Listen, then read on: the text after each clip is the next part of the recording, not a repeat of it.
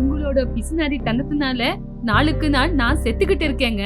வீட்ல உப்பு மிளகா பொடி காலியாவோன்னு பச்சை காய்கறிய தின்ன வைக்கிறீங்களேங்க. பச்சை காய்கறிய திங்கிறது உடம்புக்கு ரொம்ப நல்லது. உப்பு காரம்னு அதிகமா சேர்த்துக்கிட்டா அது உடம்புக்கு ஒத்துக்காது. நம்ம 2 பேருமே பச்சை காய்கறிங்களை தின்னு எந்த நோயும் நொடியும் இல்லாம 100 வருஷம் வாழணும்.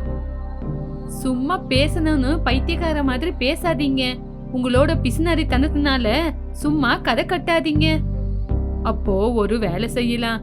பக்கத்து ஊர்ல எனக்கு தெரிஞ்சவங்க கல்யாணம் இருக்கு. நம்ம 2 பேரும் போயிட்டு வரலாம். என்னது? யார்தோ கல்யாணமா? இப்படி கூப்பிடாதவங்க கல்யாணத்துக்கு போனோன்னு எனக்கு என்ன தலைவிதியாங்க? அவங்க நம்மள கூப்பிடலன்னு இல்ல பத்மா, அவங்க எனக்கு தெரிஞ்சவங்க தான். நம்மளுக்கு சொல்றதுக்கு மறந்துருப்பாங்க, அவ்வளவுதான். நம்ம போனா அவங்க ரொம்பவே சந்தோஷப்படுவாங்க. என்னது?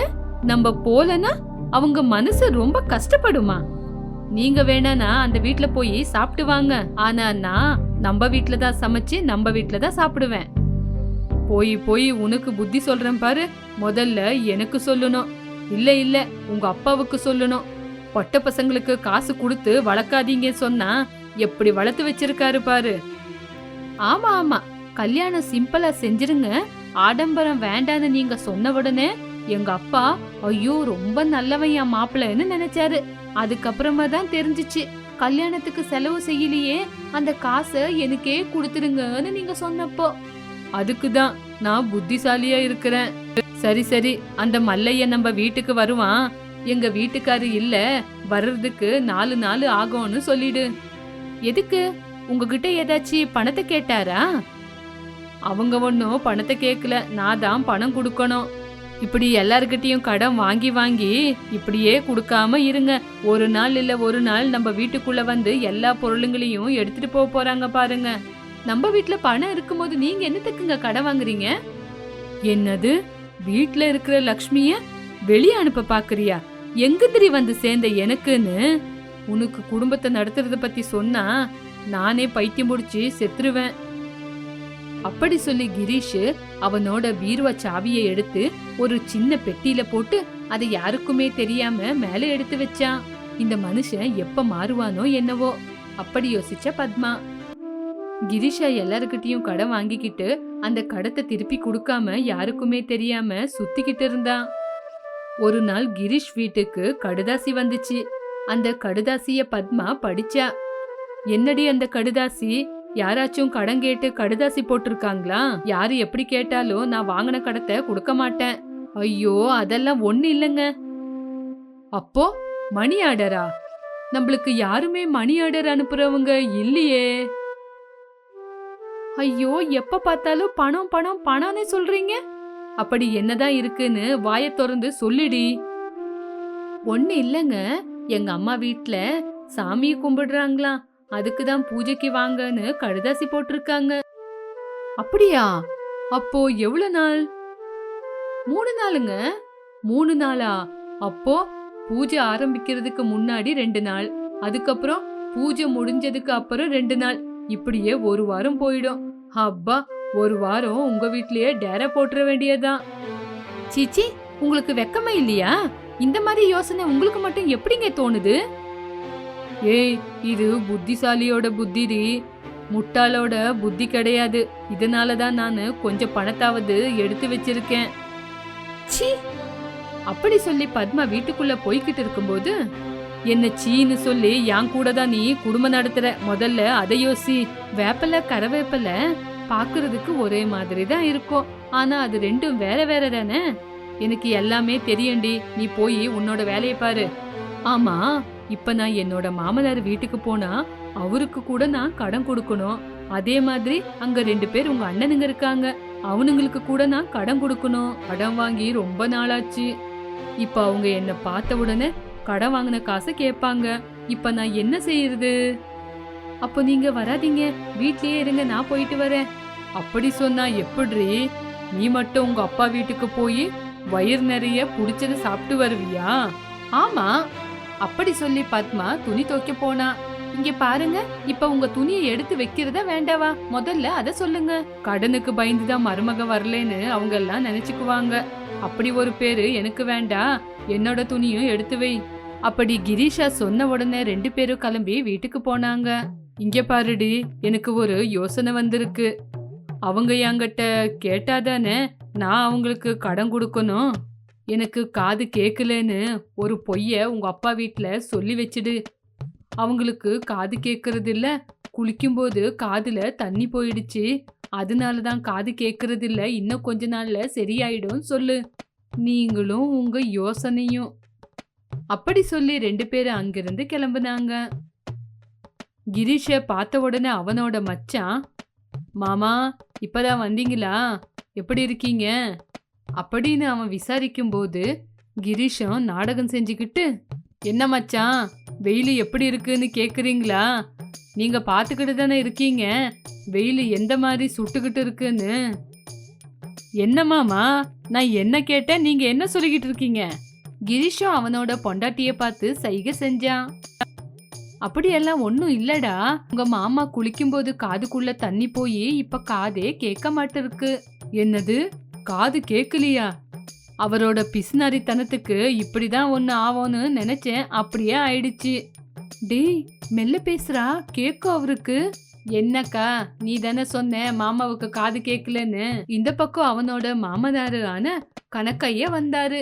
அவரு தன்னோட மருமகனை பார்த்து, ஐயோ மருமகிட்ட கடன் கேட்கலான்னு தான் வந்தேன். இதோ பாரு மருமகனே, என்கிட்ட வாங்கின காசை கொண்டு வந்தீங்களா அப்படின்னு தன்னோட மாமனார் கேட்ட உடனே கிரீஷத்துக்கு என்ன செய்யணும்னு தெரியாம, என்ன மாமனாரே சாப்பிடலாம் வாங்கன்னு கூப்பிடுறீங்களா? இருங்க இருங்க, இன்னும் கொஞ்ச நேரம் போட்டோம், அப்புறமா சாப்பிட்டுக்கலாம்.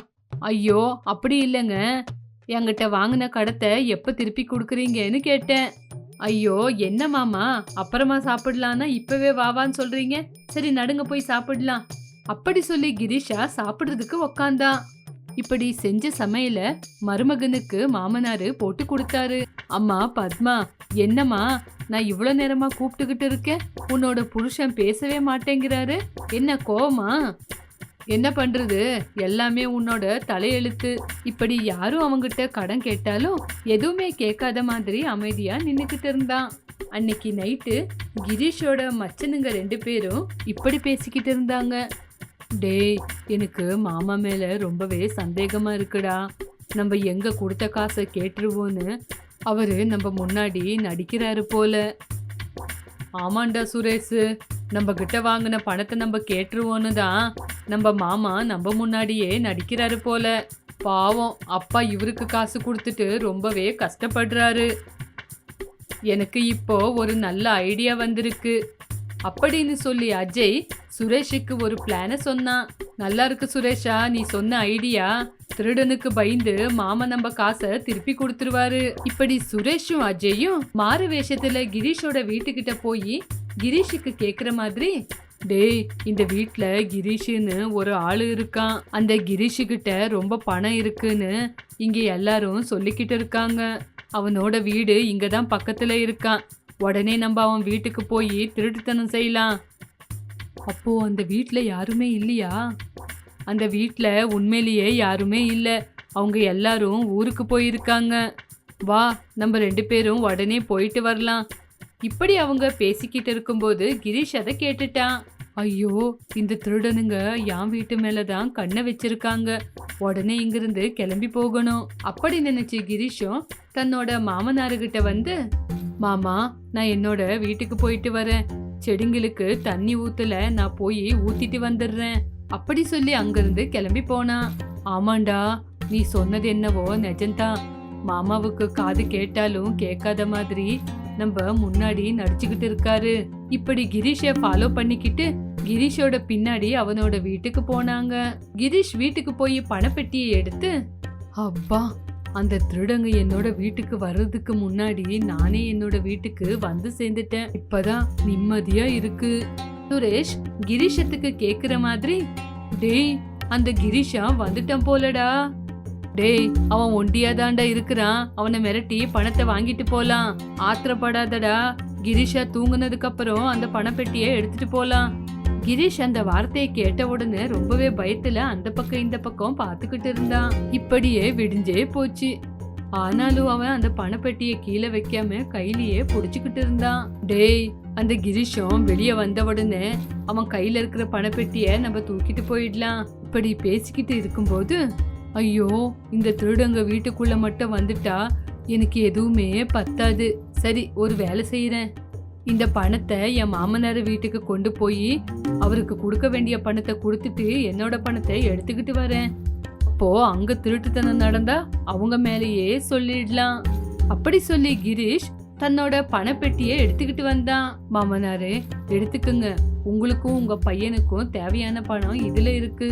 இது இங்க இருந்தா பத்திரமா இருக்கும் தான் கொண்டு வந்தேன் அப்படின்னு சொன்னான். ಹೀಗೆ ಎರಡು ಭಾವಂದಿರು ತನ್ನ ಅಳಿಯನ ಕೈಯಿಂದ ಹಣವನ್ನು ವಸೂಲಿ ಮಾಡಿದ್ರು. ஒரு ஊர்ல ராமண்ணான்னு வயசான ஒருத்தர் இருந்தாரு. அவருக்கு 2 பசங்க இருந்தாங்க. அவரு குடும்பத்துக்காக ரொம்பவே கஷ்டப்பட்டாரு. பசங்களை வளர்த்து ஆளாக்குறதுக்கு ரொம்பவே கஷ்டப்பட்டாரு. பெரிய மகனான சூர்யா படிக்கிறதுக்கு போவாம வயல் வேலை, கிடைச்ச வேலைக்கு போயிட்டு இருந்தான். ராமண்ணா அவங்க வீட்டுக்கு பக்கத்திலேயே பெரிய மகனான சூர்யாவுக்கு ஒரு பெரிய வீட கட்டி கொடுத்தாரு. சின்ன பையன் சந்திரா நல்லா படிச்சு ஆபீஸ்ல ஒரு பெரிய வேலையை செஞ்சுக்கிட்டு இருந்தான். சூர்யாக்கு 2 பொட்ட பசங்க, அதே மாதிரி சந்திராவுக்கு 2 ஆம்பளை பசங்க. சூர்யாக்கு சந்திராவை பார்த்தா கொஞ்சம் கூட பிடிக்கவே பிடிக்காது. சந்திரங்கிட்ட அப்பா எந்த வேலை சொன்னாலும் அதை செஞ்சு முடிச்சிட்டு வந்துட்டு இருந்தான். சூர்யா மட்டும் ஏதாச்சும் ஒரு காரணம் சொல்லி அந்த வேலையில இருந்து தப்பிச்சுக்கிட்டு இருந்தான். சூர்யா அவன் பொண்டாட்டி பசங்களை பத்தி மட்டும்தான் யோசிப்பான். மத்தவங்க பத்தி அவன் கொஞ்சம் கூட யோசிக்க மாட்டான். அப்பா அம்மானா அவங்க மேல அவனுக்கு பாசம் கூட இல்ல. அவனுக்கு ஏத்த மாதிரி அவன் பொண்டாட்டியான ருக்மணி கூட அதே மாதிரி தான் இருந்தா.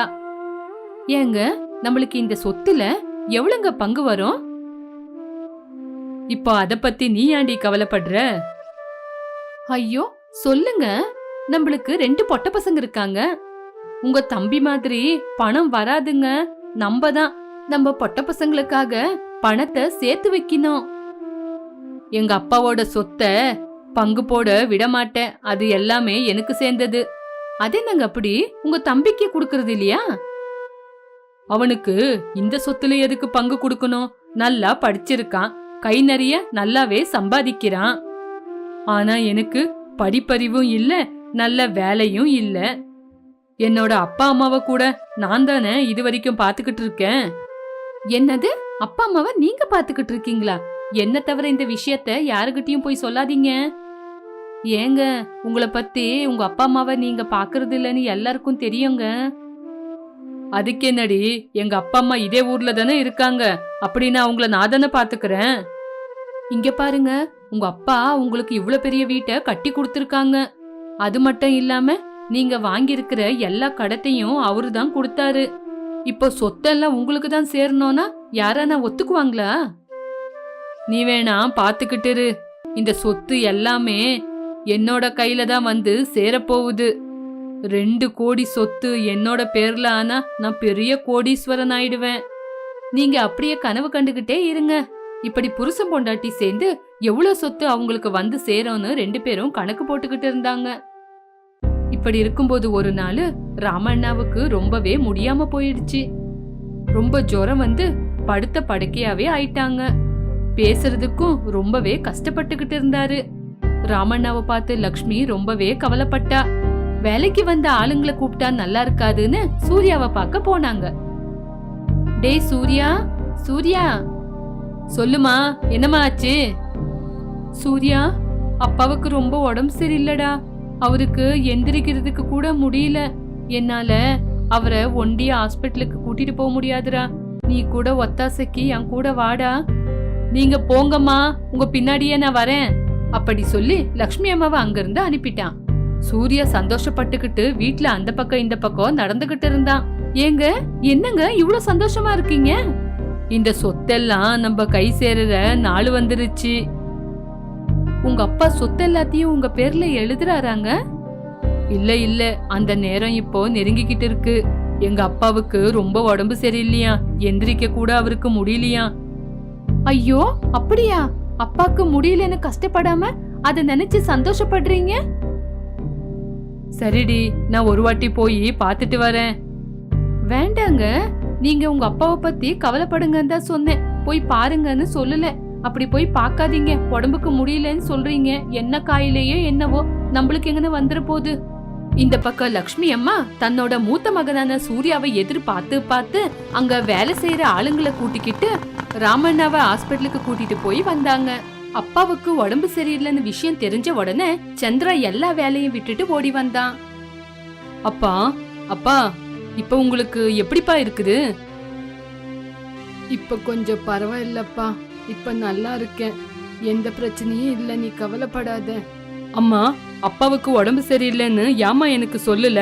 வெளியே யாரோ சொல்லிதான் எனக்கு தெரியணுமா? அண்ணங்கிட்டாச்சு சொல்லி அனுப்பியிருக்கலாம்ல. டேய் சந்திரா, உங்க அப்பாவுக்கு உடம்பு சரியில்லைன்னு உங்க அண்ணங்கிட்ட தான்ப்பா முதல்ல போய் சொன்னேன். நீங்க முன்னாடி போங்க, பின்னாடி நான் வரேன்னு சொன்னவன் இது வரைக்கும் வரவே இல்லப்பா. நாங்க போய் சேர்ந்தா ரொம்ப சந்தோஷமா இருக்கிறான்னு நினைக்கிறான் போல.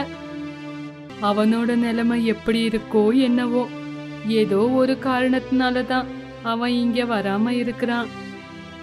அவன் என்னைக்காச்சும் நம்மள பத்தி நினைச்சு பாத்திருப்பானா?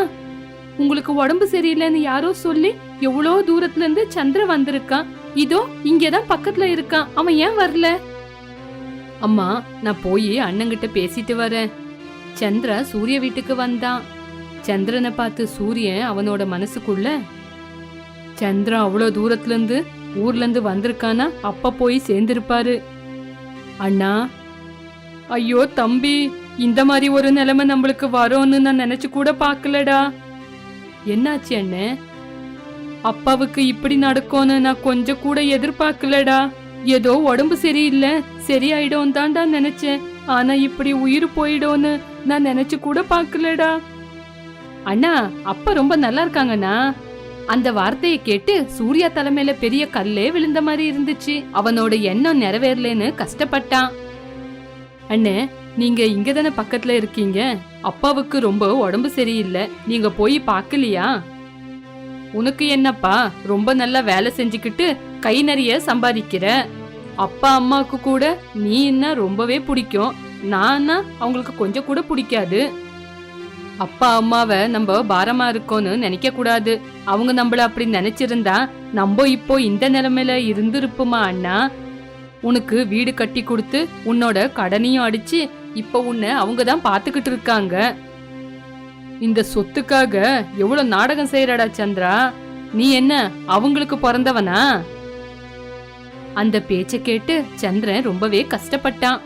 அதுக்கப்புறம் சந்திரா அங்க நிக்காம அங்கிருந்து கிளம்பிட்டான். லக்ஷ்மி அம்மா வாசலுக்கிட்டே நின்னு சந்திரனுக்காக காத்துக்கிட்டு இருந்தாங்க. சந்திரா, அண்ணன் இப்ப வாச்சி வந்தானாப்பா? அம்மா, அண்ணன் இப்போ வருவானா, அவனுக்கு ஏதோ சின்ன வேலை இருக்கான் அப்படின்னு சொல்லி சந்திரன் எதுவுமே பேசாம வீட்டுக்குள்ள போனான். ஆனா லக்ஷ்மி அம்மாவுக்கு தெரியும் சூர்யா வரமாட்டான்னு. இப்படி 2 நாளுக்கு அப்புறமா சந்திர அங்கிருந்து கிளம்புனான். அப்படி வீட்டை விட்டு கிளம்புறதுக்கு முன்னாடி அப்பா அம்மாவை பார்த்து இப்படி சொன்னான். அப்பா அம்மா, நீங்க என்ன படிக்க வச்சு எனக்கு ஒரு நல்ல வேலையை வாங்கி கொடுத்துருக்கீங்க. அந்த கடவுளோட ஆசீர்வாதத்தினால எனக்கு 2 ஆம்பளை பசங்க. என்னோட பொண்டாட்டி சுவாதி கூட பணத்து மேல ஆசை இல்லாதவ. அதனால என்ன நடந்தாலும் இந்த சொத்தை அண்ணனுக்கே கொடுத்துருங்க. அண்ணன் தான் உங்களுக்கு உண்மையான வாரிசு. நான் போயிட்டு வரேன் அப்படி சொல்லி சந்திர அங்கிருந்து கிளம்பி போனான். ராமண்ணா லக்ஷ்மிக்கு எதுவுமே புரியல. அந்த நேரத்துல சூர்யா தோட்டத்துல வேலை செய்யற ராமையா அங்கே வந்தான். ஐயா, அம்மா, நான் உங்க உப்ப தின்னு வளர்ந்தவன். உங்ககிட்ட எந்த விஷயத்தையும் மறைக்கணும்னு எனக்கு மனசு தோணல. அப்படி சொல்லி அண்ணன் தம்பி 2 பேரும் நடுவுல நடந்த வாக்குவாதத்தை சொன்னான். அதை கேட்ட அப்பா அம்மா ரொம்பவே கவலைப்பட்டாங்க. ஐயோ, நம்ம சந்திர இந்த வார்த்தையை கேட்டு எவ்வளவு கஷ்டப்பட்டு இருப்பாங்க. பாத்தியா லக்ஷ்மி, நம்ம வயித்துல பிறந்த பையன் சூர்யா சொத்துக்காக எவ்வளவு ஆசைப்படுறான்னு. ஆனா நம்ம தத்தெடுத்து வளர்த்த சந்திரன் நம்மளுக்காக எவ்வளவு கஷ்டப்பட்டுக்கிட்டு இருக்கான். தப்பே இல்ல, நான் இதுக்கு ஒரு நல்ல முடிவை எடுக்கிறேன். வீரையா, நீ போய் இருட்டுனதுக்கு அப்புறம் வக்கீல யாருக்குமே தெரியாம கூட்டிட்டு வா. சரிங்க ஐயா. கொஞ்ச நாளுக்கு அப்புறம் ராமையா உடம்புக்கு முடியாம இறந்துட்டாரு. அந்த விஷயம் தெரிஞ்சு அங்க வந்தவங்க எல்லாம் ரொம்பவே கஷ்டப்பட்டாங்க. சூர்யா ருக்மணி கூட எல்லாரும் முன்னாடியும் நாடகமாடி கண்ணீரை விட்டு அழுந்தாங்க. சந்திராவும் சுவாதியும் ரொம்ப கவலையோட ஓடி வந்து லக்ஷ்மி அம்மா கூட உக்காந்தாங்க. பாத்தீங்களாங்க, உங்க தம்பி நாடகத்தை ஆரம்பிச்சிட்டாரு. அவன் என்னதான் நாடகம் ஆடினாலும் எதுவுமே அவந்து செல்லாது. எல்லா சடங்கு சம்பிரதாயம் முடிஞ்சதுக்கு அப்புறம் சூர்யா சந்திரனை பார்க்க அங்க வந்தான். சூர்யா, நான் ராமண்ணனோட சொந்த மகன், அதனால சொத்தெல்லாம் எனக்கு தான் சேரணும். இதுல உனக்கு எந்த கஷ்டம் இல்லையே? இல்ல அண்ணன், நீங்க சொன்ன விஷயம் உண்மைதான். சூர்யா சந்திரனோட பேச்ச கேட்டு காத்துல பறந்துகிட்டு இருந்தான். அவனோட சந்தோஷத்துக்கு எல்லையே இருக்குல்ல. ஆனா எல்லா விஷயம் வக்கீலுக்கு தெரிஞ்சிருந்துச்சு. நீங்களே பேசி முடிவெடுத்துக்கிட்டா நாங்க எதுக்குப்பா இருக்கோம்? உங்களை யாரு சார் இப்போ இங்க வர சொன்னா? உங்க அப்பா எனக்கு கொடுத்த சொத்து பத்திரத்தை கொண்டு வந்திருக்க. உங்க அப்பா இதுக்கு சம்பந்தப்பட்ட மாதிரி பத்திரத்தை என்கிட்ட எழுத வச்சாங்க. சூர்யா ரொம்ப பயந்துகிட்டே வக்கீல பாத்துக்கிட்டு இருந்தான். இத நான் படிக்கிறேன், எல்லாரும் கேட்டுக்குங்க. என்னோட சொத்தெல்லாம் என்னோட சின்ன மகனான சந்திரனுக்கு தான் போய் சேரும். என்னோட பெரிய மகனுக்கு 20 லட்சம் ரூபாய் சொத்து இருக்கு. ஒருவேளை சந்திரனுக்கு சொத்து வேண்டானா அத அநாதாசிரமத்துக்கு எழுதி வைக்கணும். இன்னொரு விஷயம் என்னன்னா, அப்ப சூர்யாவுக்கு ரொம்பவே கோவம் வந்து வக்கீலு பேசிக்கிட்டு இருக்கும் போதே நடுவுல அவனே வந்து, அனாதையா இருந்த இவனுக்கு 2 கோடி சொத்தா, சொந்த மகனான எனக்கு 20 லட்சம் சொத்தா? வெறும் 20 லட்சம் சொத்தா? அது யாருக்கு வேணும்? எனக்கு எல்லா சொத்துமே வேணும். அதுதான்ப்பா நானும் சொல்ல வந்தேன். ஒருவேளை சூர்யாவுக்கு அந்த சொத்து வேண்டான்னு சொன்னா அந்த 20 லட்சம் சொத்து கூட என்னோட சின்ன மகனான சந்திரனுக்கே போய் சேரணும். இந்த சொத்து எதுவுமே எனக்கு வேண்டான்னு எங்க அப்பா கிட்ட நானு முதல்லயே சொன்னேன். அதனால இந்த பத்திரத்தை எங்க அப்பா இப்போ எழுதியிருக்க மாட்டாரு. இல்லப்பா சந்திரா, போன வாட்டி நீ வந்து போனதுக்கு அப்புறம் உங்க அண்ணன் பேசின பேச்செல்லாம் அப்பாவுக்கு தெரிய வந்துச்சு. அதுக்கப்புறமா தான் உங்க அப்பா இந்த பத்திரத்தை எழுதினாரு. ஐயா, அவங்க அப்பா எதனால அப்படி எழுதினாங்கன்னு கூட சொல்லுங்க. அப்பா சூர்யா, இதுவரைக்கும் உனக்கு நானு எந்த குறையும் வைக்கல. ஆனா உனக்கு எங்க மேல கொஞ்சம் கூட பாசமே இல்ல. அனாதையாத சந்திரன் தான் எங்களை பாத்துக்கிட்டான். ஒரு வாய் சோறு போட்டதுனால சந்திரன் எங்களை நல்லா பாத்துக்கிட்டான். ஆனா எங்க ரத்தத்துல பிறந்த நீ எங்களை கொஞ்சம் கூட மதிக்கவே இல்ல. நீ கடனை வாங்கின 15 லட்சத்தை நான் தான் கொடுத்தேன். 20 லட்சம் செலவு பண்ணி உனக்கு வீட்டை கட்டி கொடுத்துருக்கேன். இதுக்கு மேலேயும் நீ ஏதாச்சும் வேணும்னு நினைச்சா நாங்க சந்திரனுக்கு துரோகம் பண்ண மாதிரி. இங்க பாரு சந்திரா, இந்த சொத்தை நீதான் எடுத்துக்கணும்னு உங்க அப்பா ரொம்பவே ஆசைப்பட்டு இந்த வேலைய செஞ்சாரு. சூர்யாவுக்கு எதுவுமே பேச முடியாம தலை குனிஞ்சு நின்னா. சந்திரா கஷ்டப்பட்டுக்கிட்டே லக்ஷ்மி அம்மாவை தன்னோடையே கூட்டிட்டு போனா.